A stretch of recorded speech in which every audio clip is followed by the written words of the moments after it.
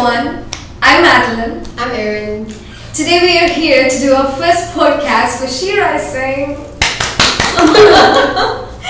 Yeah, so how do you feel about it, Erin? I'm really excited for this. I've been looking forward to this. Me too, I'm so excited for this, and I was constantly thinking about what will be a first topic for our podcast every time, and the first good topic is always feminism. Yeah, so what do you think about feminism? I feel like it's quite an easy subject to understand. It's just there's a lot of misinformation surrounding it. What does it mean? Where did it come from? And so I feel like it's quite a cloudy subject. It needs to be just shed some light on it, explain what is actually going on, because you hear so much different stuff on the internet. So true, like especially when we say, oh, I'm a feminist, then everybody will be like, oh my god, so you're a man hater. No way.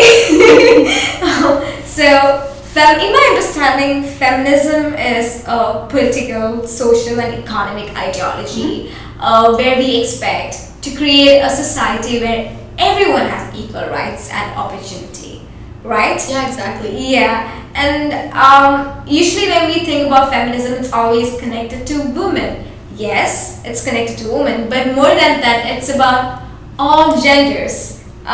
So what do you think about that? The way that I like to think about it is when you're it's called feminism because the focus is on women who have historically and presently been an oppressed group of people. So, you could call it humanism, you could call it Unitarianism, but the focus is on raising up females and also feminine identifying people and all genders so that there's an equal playing field between men, women, and everybody involved in society. But that's why the focus is on female. It's not about female domination. It's true. And I have always think about everybody when we say, oh, feminism is all about equal rights, but there is an equity aspect into it, and everybody compares that equity is opposite to equality. But what do you think about that? Is it equity is a spark for equality, like a step towards equality, right? Yeah, absolutely. I think that equity is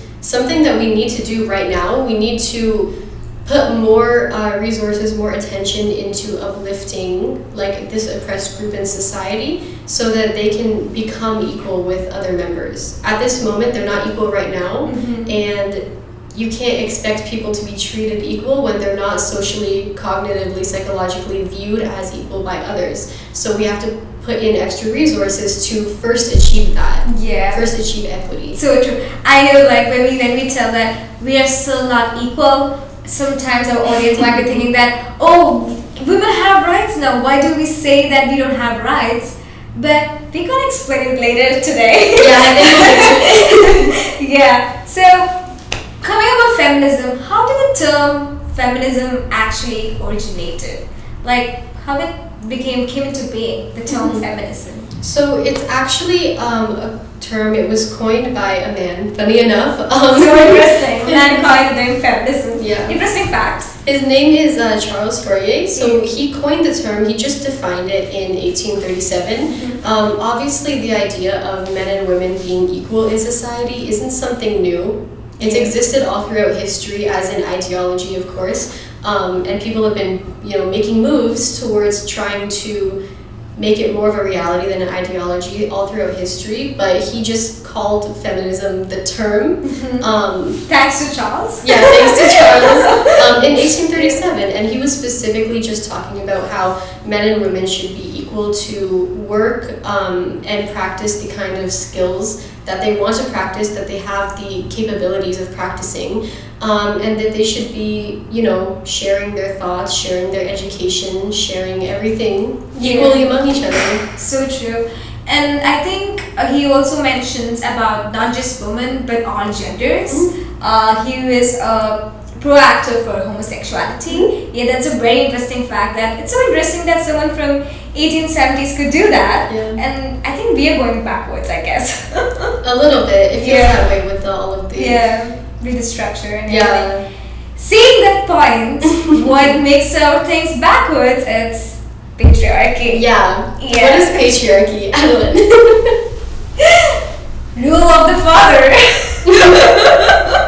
Of course. I guess the term patriarchy comes from a Greek word. It's actually means rule of the father, which is actually the power. Men is equal to power and authority. Is that what they're trying to tell? Yeah, exactly. Yeah, it's like, for me, in my understanding, patriarchy is like, it's not an ideology. It's like a social structure. When we tell feminism, it's an ideology still now. It's not a structure. It's not it's a social structure or anything. But patriarchy, on the other hand, it's a social structure. Because it's institutional. It's an institution where it doesn't mean that the man who doesn't, the man might not be thinking that I have this power or I have the power to do in every aspect in my society, like economical, social, political. But they actually do. They have role even though they don't want. I feel like that could be related to the present generation as well, where the patriarchy itself like affects men's mental health. They give more responsibility, but at the other hand, it's submissive for women. Like patriarchy sees women as submissive, I would say, on the other hand, right? Yeah, exactly. What do you think about? What do you think? What's your meaning for patriarchy? I mean, it just basically refers to like the absolute power being in the hands of just the males of society. Yeah. From my understanding, like it comes from, it's very, very old. And so it just comes from like biblical times, Old Testament, I believe, when they would just, the head of the household, the father, his power was absolute. There was no democracy within the household. Yeah. And it's what he says goes. And that kind of power translates into politics, it translates into culture, it translates to industry, every aspect of society where there is a role of power and a role of like hierarchy. Yeah. The male of the society has it, it's dominated by that. Like there is a huge structure.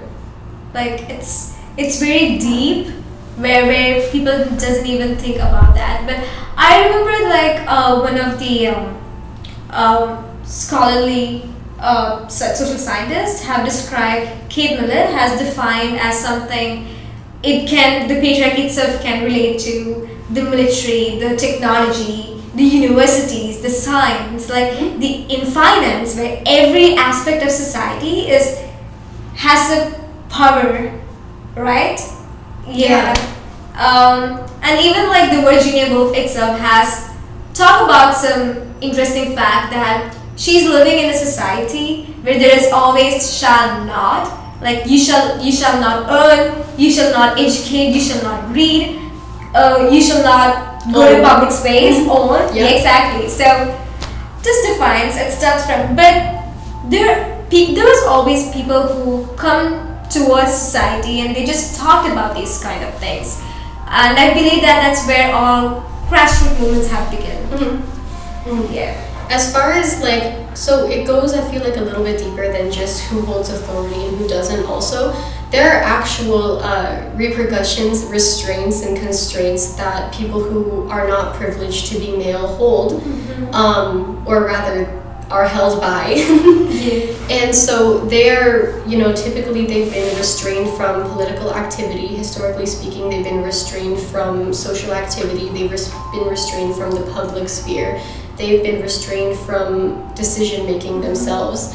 And when that happens, there becomes a huge power imbalance between basically somebody who has all of the power and somebody who has none, and that power gets abused, and then people get abused and people suffer. Yeah, and it still persists today. Exactly. Today's day. Strongly. And I always think about that, like women are trained to give birth for like the subservient to male authority. I always think about that. Which connects to the structure itself, like female consciousness, I guess, right? Feeding into female consciousness that you should do this in order to be, and it's connected with the moral grounds. Talking about moral grounds, like, have you realized about the Greek physicians were connecting to Can you tell me about that? I remember you were talking about that. So that's one of the like justifications that we have for the patriarchal system that we have right now. One of them, it comes from like the Greco-Roman tradition of their science at the time. It was more so philosophy, to be honest, but they had this understanding that men carried excess heat in their body, and this excess heat is what caused them to have external genitals, and it's also what caused them to have a high blood flow to their brain because they were so warm and their blood was flowing so well. They were just so intellectually superior. And on the other hand, women were considered to be like colder and wetter in their biology, and that's what causes their genitals to remain inside of their body. And their blood flow is too cold and too slow for it to reach their brain properly, and so they must be intellectually inferior. Oh my god, I cannot believe that this is actually great philosophy during that time. I know, it was, and it remained very, very long. Like, it remained until the time of Freud even, so that's around the 1920s or 30s. Oh my god. It's long lasting. It's long lasting. So how deep it has been added to our structure, right? With the institution of patriarchy itself, like these kind of thoughts that have evolved the human society itself in a very long run. Yeah. And talking about grassroots movements and everything, like how did we make progress, small changes? How do we reach the state right now, how we are now, right? I always think about that, like the grassroots movements itself. Like, I feel like adding to the point, like women were coming out to the point where this is wrong. What you guys are doing are wrong. Instead, for example, Cleopatra. Like I said, Cleopatra, an empress of one of the greatest empires in the entire world at the time, and she, like others like Joan of Arc, for example, or Mary the First. Like, there are so many amazing women. They're superwomen. When you told me about the Cleopatra, I was always thinking that in my mind when I was young, Cleopatra was kind of a woman who was always selective, like giving a bad image. But actually, she was such a superhuman being who were protecting her emperor during that time, and she was always associated with, powerless woman or being selective for power, acts like or being a cruel woman image has always given to Cleopatra in history. Yeah, it's so crazy when we think about that. At the end of the day, though, she did everything for strategic purposes. The people that she married, the people that she didn't marry, she did all of this in acquisition of power for herself, and it worked. Like, and it protected her emperor, and it's one of the largest emperor during that time. Yeah, exactly. Yeah. She also spoke so many languages. She spoke like 7 or 8 languages, and she was really well versed in literature and sciences. Like, she was such an educated person, and the only view that we get of her these days are, she was sexy. She was so like seducing to like the Roman emperor, and like, again, that connects to the moral ground that patriarchy has installed in our society. Exactly. It just diminishes her character, diminishes her value. And she was an amazing leader for her people at the time. Yeah, it's so crazy that society view women as always, especially women in power, always seen as unusual, less powerful. It's so sad to see that. I know, in like strange circumstances. It's, like I said, it diminishes like the quality of relations, first of all, between men and women, and the way that women are viewed as a whole, because even when they do go above and beyond and they exceed in these like masculinized roles, they're diminished regardless. It doesn't even matter. It matters. So true. Yeah, and like, is it all connected to like the moral grounds that society has installed? I would say so. Like, in the first place, women are raised, they have been raised, like, primarily to be subservient to men, primarily to be caregivers, and so when they step outside of that role, they're considered deviant. if not unusual, they're considered immoral. They've been considered like devil worshippers even. Yeah. I'm not sure like how much you're familiar with like the witch trials of Europe. But there was so many women that were targeted, and mostly women that were single or widowed who had control of their own property and resources. Those are the ones who were attacked. Those are the ones who were considered to be evil. Those were the ones who ended up losing their lives in the long run because they were scared of women who didn't have someone else to submit to.